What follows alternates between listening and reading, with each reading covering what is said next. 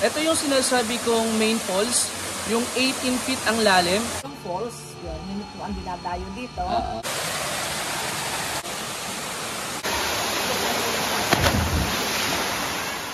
Nandito na tayo ngayon sa parking area ng Balite Falls sa Amadeo, Cavite. Papakita ko sa inyo kung anong pwedeng gawin dito at kung magkano ang rates nila. Ito ay magandang pasyalan, tambayan at paliguan dito sa probinsya ng Cavite. Magkano po ang entrance fee dito, ma'am? 200 po per head. 200 per head, ano? Tapos, itong resort ay bukas lang from 7 to 5 PM. Tama po, ano? Ito yung cottages rate nila. Tignan nyo na lang. Pag bata na 3 feet below, free pag 3 feet below. And Tapos, then 3 feet hanggang 3.4, 160. Tapos pagka tumapat na sa 3.5, pataas, regular na, which is 200. ayan. Ma'am, ano na lang yung i-expect namin dito sa resort nyo?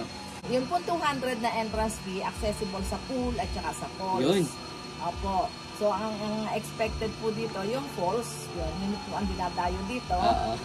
Kaya lang po, minsan, dahil since tag-ulan na po ngayon, pagka po malakas ang ulan at lumabo yung tubig sa falls, opo, hindi na po kami nagpapalangoy sa falls for safety purposes. Ang kagandahan din ng location nito, 5 kilometers to 10 kilometers na sa Tagaytay ka na. Pakita natin sa inyo yung mga makikita sa loob. Thank you, ma'am. Ito na yung kanilang pool. Pagpasok nyo doon, yan, linis ng pool, ano? Pwede kayong maligo dyan. So ito yung mga cottages nila. Wow. Punta naman natin yung falls. Isilipin naman na natin yung falls nila. Naririnig na natin yung ragasan ng tubig. Ayun. This way to falls. Ganda dito kasi di naman mahirap yung daanan kasi merong mga sementado kayong lalakaran dito.